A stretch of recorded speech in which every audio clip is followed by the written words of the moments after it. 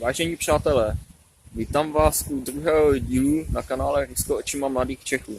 Dnes máme 6. dubna. V minulé části jsme skončili u toho, jak jsme se dostali do Krasnodaru. Teď vám povím o tom, jak jsme se dostali z Krasnodaru do Novorosijska. Jak jsem již zmínil v minulém díle, v Krasnodaru na nás čekal kamarád Ljoša. Když jsme vyšli z letiště, hledali jsme variantu, jak najít taxík do Novorosijska. Hned co jsme vyšli z letiště, tak vás kolem obklíčí Arméni, taxikáři. Začnou vám nabízet různé ceny o dovoz, kam budete chtít. Vybírejte takového, který je trochu solidní.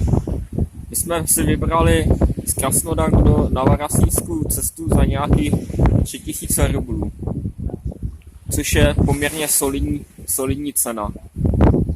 Samozřejmě jsme jeli z Armény, takže zážitek z cesty jsme měli opravdu ohromný.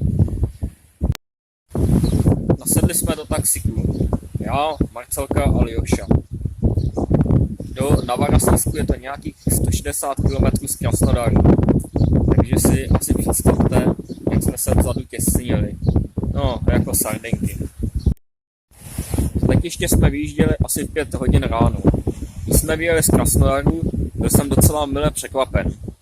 Silnice v Krasnodaru úplně nádherné.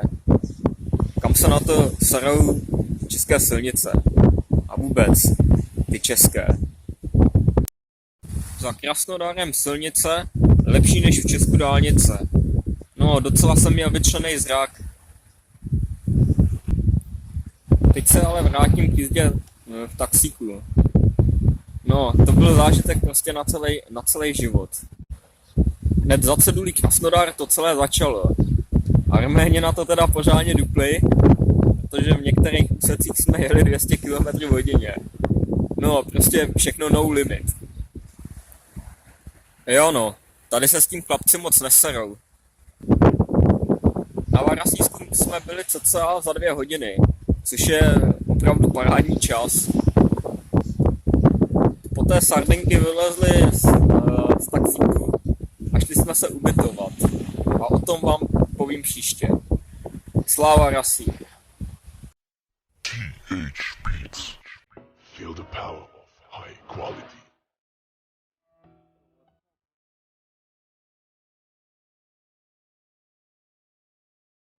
Ты не истинный стайл этого саунда на берегу, том самом, где мысли самые-самые. Это НВРСК, южный город России, откуда льется эта музыка сильная. Наверное, нет места на свете красивее. I believe that you wanted to see it. We're live on the show of the beautiful Black Sea, my city. I see you. Во времена войны было невыносимо. Хотелось бы сказать спасибо нашим предкам, которые выдержали этот груз крепкий. Оставьте себе это на заметку. Мы живы благодаря их нраву, который как платина редкий. Они свели это противостояние на нет, брат. They found this out to raise the city from the ashes that we'll be doing for centuries. Этот город, где вырос не только я, он расположен на берегах Черного моря, Новороссийск. Я тебя люблю, этот южный город не погрязнет во льду.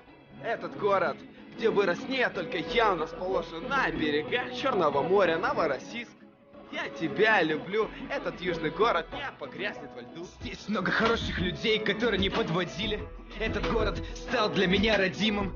Помню то, как нашел здесь любимую. Присутствием своим она праздник дарила мне. Порой вспоминать все, что было, бывает невыносимо. Моя любовь, ты, родители, это новая Россия. I hope that again I will see you. Прости меня, если плохое я сделал, но не извинюсь, раз это было за дело. Даже Москва мне Новороссийск не заменит. Там на фоне горы моря не увижу затмения. Буду затерян я среди клубов дыма. Забыл я про многие свои мечты, типа таких, чтобы переехать в Штаты мне жить. Смысл от этого, ведь там я буду чужим. It's foolish dream, I'll stay in my city. See ya. Этот город, где вырос не только я, он расположен на берегах Черного моря, Новороссийск. Я тебя люблю, этот южный город не погрязнет во льду.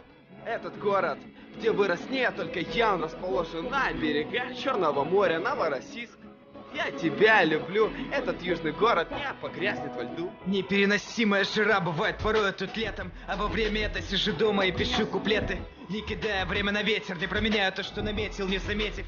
Перебиваю словами, перебирая, не променяю я новорос ни на что на свете. Разметил я свой путь продвижения вперед.